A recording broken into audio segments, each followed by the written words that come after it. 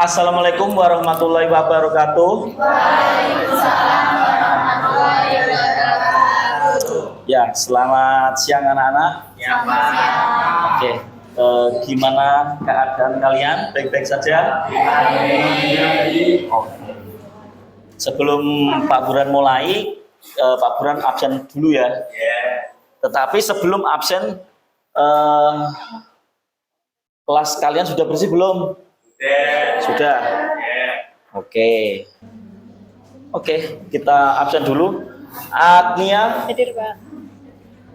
Alessia, Aprilia, Arvino, Chandra, Devina. Oh, Devina mana? Devina izin, Pak. Izin. Sakit? Buat KTP. Oh, buat KTP, oke. Doni, Fauzian, Hilma, Hadir. Hizkia, Ifka, Lisa, nggak masuk, sakit. Irfanul, Jamilatus, Laili, Lina, izin. Milati, Adit, izin ya. Afrizia, Ulumi, Nadia, Hadir. Nadia Salsa, Izin.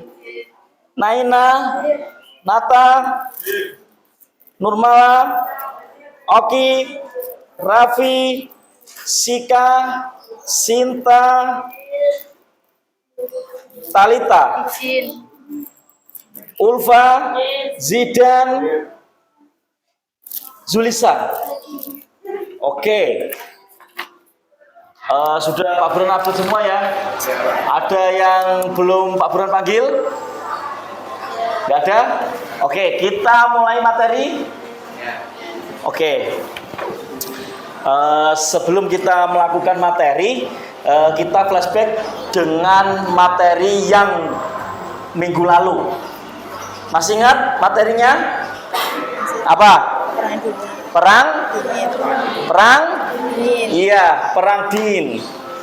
Oke, ada yang belum paham dengan materi yang kemarin? Silakan tanya sebelum Pak Buran melanjutkan materi hari ini.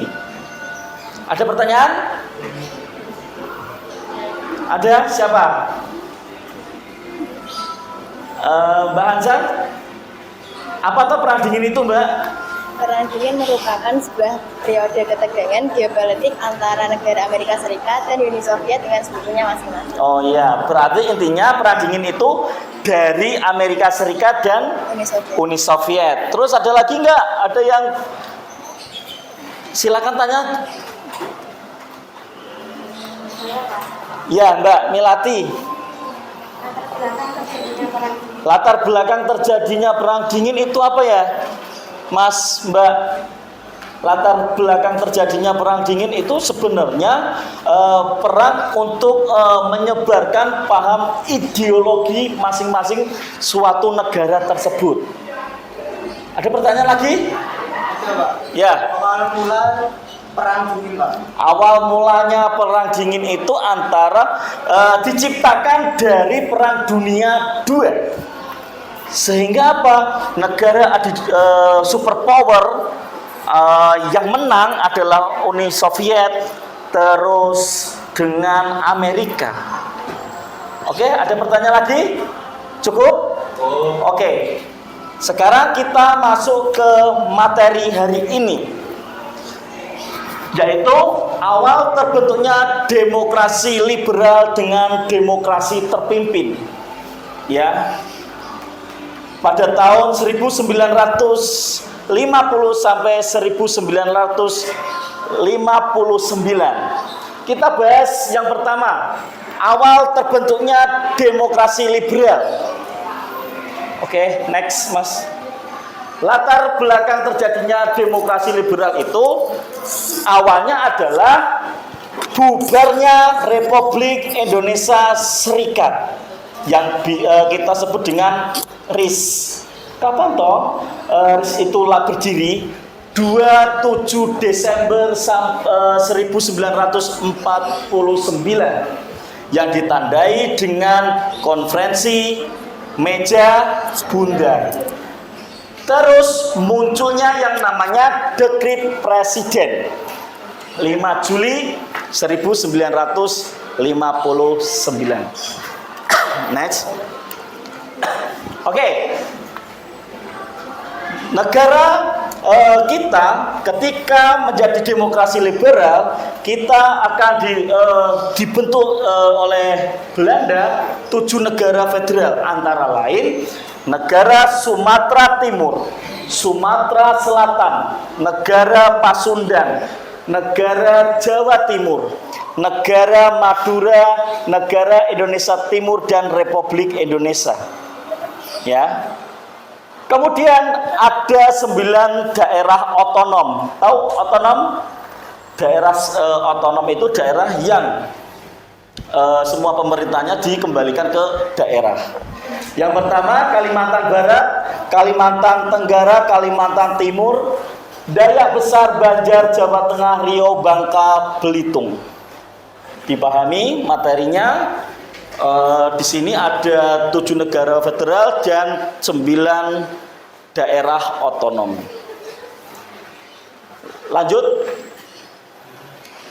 Siapa toh pada pemerintahan liberal itu Indonesia dipimpin oleh siapa? Indonesia itu ketika negara Republik Indonesia Serikat dipimpin oleh Soekarno dan Perdana Menterinya adalah Hatta.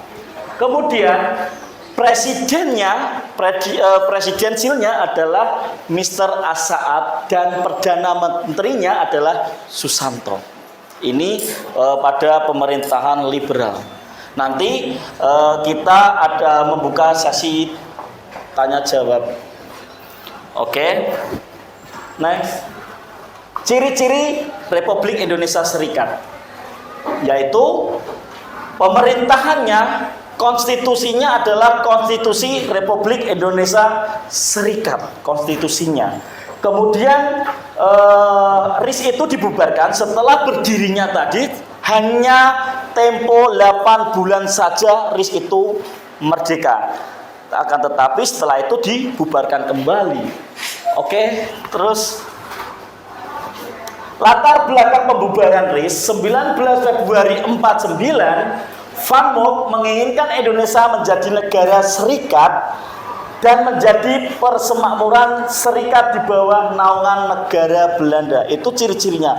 Berarti kita adalah negara boneka. Sehingga apa? Negara-negara Belanda menginginkan Indonesia pecah. Ya, menginginkan Indonesia itu pecah, dijadikan negara federal. Lanjut.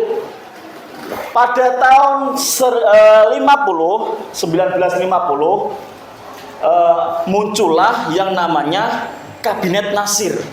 Muhammad Nasir memberikan mosi integral. Ya, pembubaran RIS itu salah satunya adalah Muhammad Nasir memberikan mosi.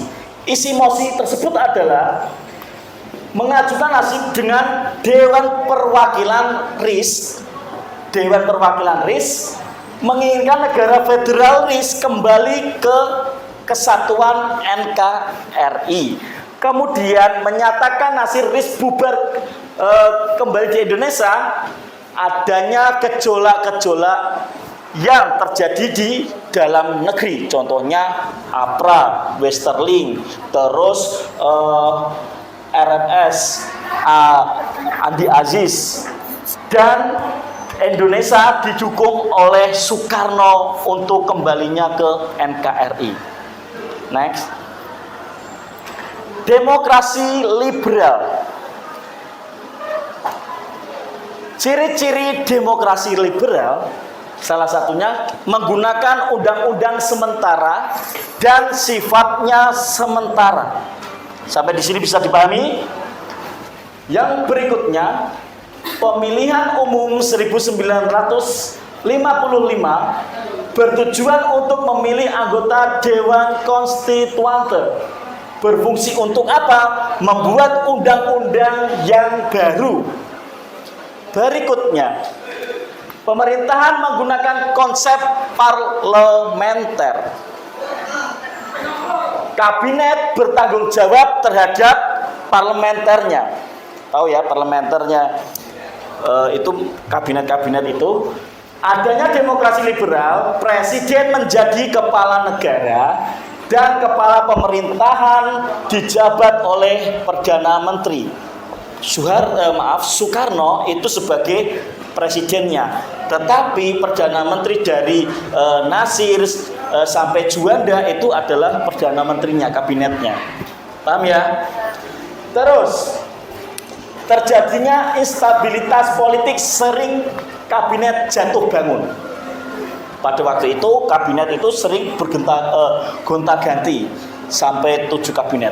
Next, Mas, lanjut. Yaitu lihat diamati, Mas, Mbak, kabinet pada demokrasi liberal. Yang pertama adalah kabinet Nasir, kabinet Sukiman, kabinet Wilopo, Ali Sastro I, kabinet Burhanuddin Harahap, kabinet Ali II, dan Juanda. Juanda itu merupakan second kabinet. Oke.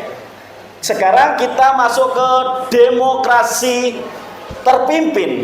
Apa toh bedanya demokrasi terpimpin? Demokrasi liberal itu dipimpin oleh kabinet Perdana Menteri, sedangkan demokrasi terpimpin kita terpusat sebagai presidennya adalah sebagai pusat utamanya. Dekret Presiden 5 Juli 1959 yaitu apa? Pembubaran Dewan Konstituante pada waktu liberalisme. Terus kita tadi kembali Undang-Undang Dasar sementara dikembalikan lagi menjadi Undang-Undang Dasar 1945. Kemudian pembentukan MPRS dan DPAS. Ya. Lanjut. Kabinet presidensial itu adalah kabinet di mana kepala negara itu memimpin sebagai presiden. Menggunakan Undang-Undang 45, dominasi sebagai eksekutif yang demokrasi terpimpin. Kalau demokrasi liberal itu menggunakan lembaga parlementer. Paham ya? Parlementer dan eksekutif. Oke? Kebijakan dalam negeri, pembentukan MPR dan DPAS, pembentukan kabinet kerja, pembentukan kabinet Dwikora, pembubaran Partai Masyumi dan PSI yang terlibat pemersta, pembubaran DPR hasil pemilu 1955 karena tidak menyetujui dan tidak sejalan dengan pemerintahan Indonesia, dan pembentukan DPR gotong royong. Oke. Kebijakan politik luar negeri.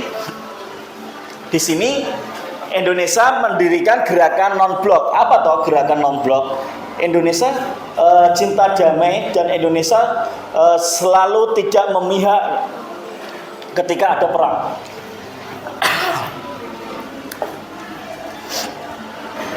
Ada pertanyaan? Ada pertanyaan? Silakan bertanya. Oke. Mengapa kabinet ada demokrasi liberal sering berganti-ganti? Mengapa? Kabinet ada demokrasi liberal sering mengapa kabinet liberal sering berganti-ganti? Karena kabinet liberal di situ bertujuan untuk kepentingan partai, bukan kepentingan bersama. Ya, di situ kabinet-kabinet sering jatuh bangun itu karena gara-gara kabinetnya itu mementingkan partainya sendiri, bukan mementingkan bangsa Indonesia. Ada lagi? Ya. Kebijakan politik luar negeri seperti gerakan non-blok apakah saat ini masih digunakan gerakan non-blok saat ini Indonesia masih menggunakan. Contoh yang terjadi pada saat ini adalah antara Israel dengan Palestina. Indonesia tidak memihak dengan negara berdua, tetapi Indonesia memberi bantuan-bantuan kemanusiaan terhadap negara yang mengalami perang.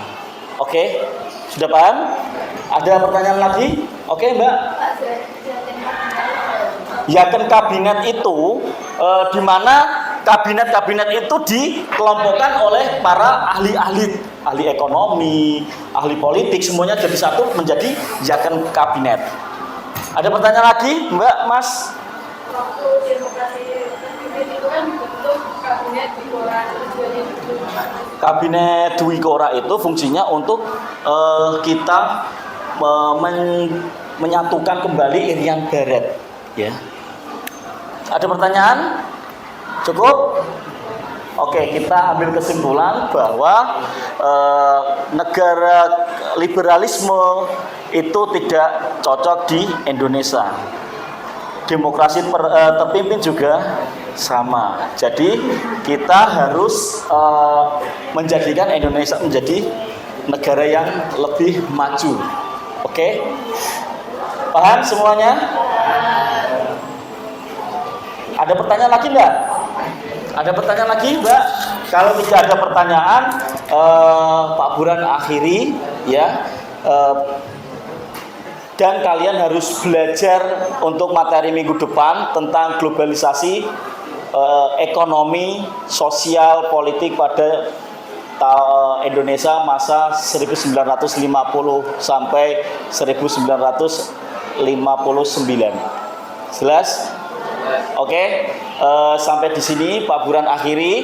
Semoga materi hari ini, pembelajaran hari ini bermanfaat bagi kita semua.